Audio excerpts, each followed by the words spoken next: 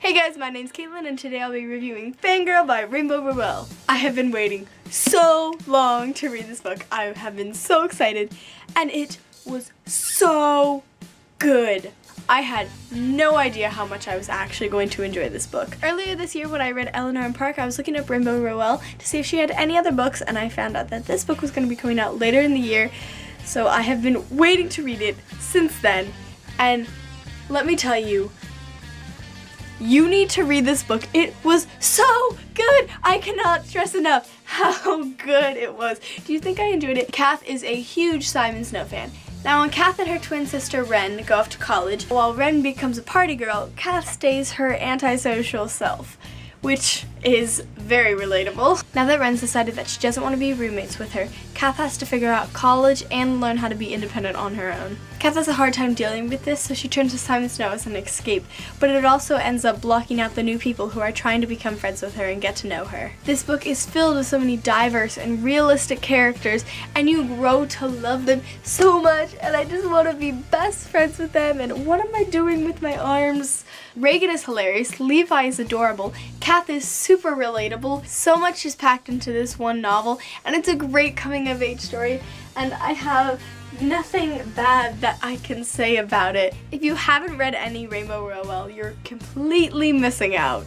I loved Eleanor and Park, but I think I may like this book better. I give this book 5 out of 5 stars. One of my new favorite books. I love it. I love Rowell. Also becoming one of my new favorite authors. Fantastic. You need to read it. I really don't know what else more I can say to you except go read it. You will not regret it. A great contemporary book, and my only complaint is that I wish there was more.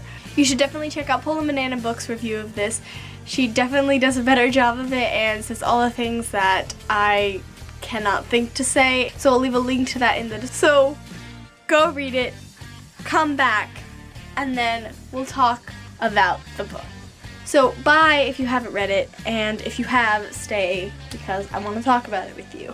So Kath was this super relatable and super realistic character, and I loved her. But she was super stubborn and frustrating sometimes, but then I realized that in most of these situations, I would probably be the same way. She's this fan fiction to block out the rest of the world and forget about everything, just like I do with reading. And she is a ton more forgiving than I am, because I would definitely hold a much stronger grudge against Ren. Ren was super frustrating. Oh my god. In the first half of the book, it didn't seem like she cared about Kath at all. She was super unsympathetic. I get it, she's in college, she's having fun, but you can't just forget about everyone else. She did get better in the second half of the book, but it didn't redeem her for me. Reagan was amazing. She was super sarcastic and funny and always had something to say about everything.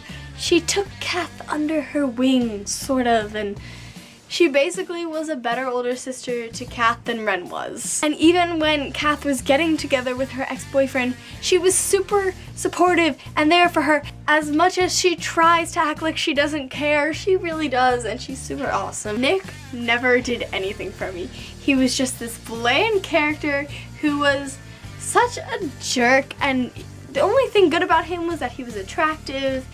I really wasn't upset or surprised when we found out that he used Kath, but oh my god, when he came to her and was like, I'm gonna give you some credit for my work, she was just like, no, you're right. It wasn't mine. It's yours. You can take all the credit. Oh my god, it was just sweet justice. Oh, it was great. And now, Levi. Levi is the most amazing person in the world. He is a personified rainbow.